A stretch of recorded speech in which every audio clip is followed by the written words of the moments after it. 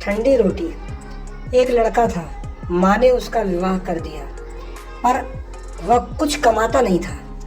माँ जब भी उसे रोटी परोसती थी तब वह कहती थी कि बेटा ठंडी रोटी खा लो।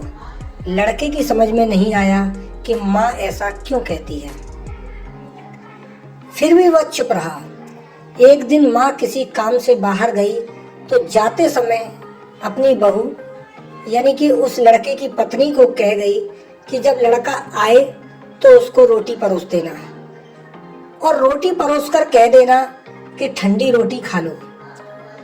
उसने अपने पति से वैसा ही कह दिया तो वह चिढ़ गया कि माँ तो कहती ही है और तू भी कहना सीख गई।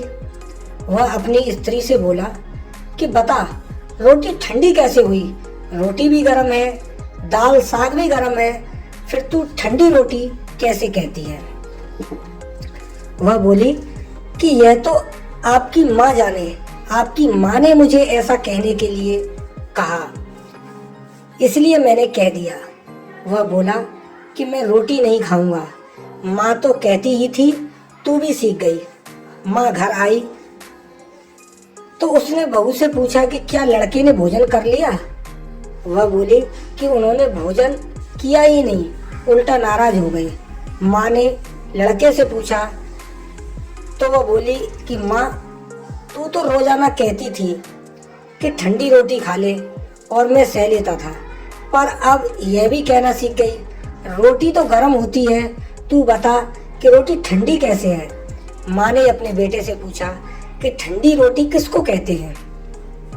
तो बेटा बोला माँ सुबह की बनाई हुई रोटी शाम को ठंडी होती है, बासी रोटी ठंडी और ताजी रोटी गर्म होती है। माँ ने कहा बेटा अब तू विचार करके देख कि तेरे बाप की जो कमाई है वह ठंडी और बासी रोटी है। गर्म ताजी रोटी तो तब होगी जब तू खुद कमा कर लाएगा। लड़का समझ गया और माँ से बोला कि अब मैं खुद कमाऊंगा और गर्म रोटी खाऊंगा। इस कहानी से यह शिक्षा मिलती है कि विवाह होने के बाद ठंडी रोटी नहीं खानी चाहिए, अपनी कमाई की रोटी खानी चाहिए।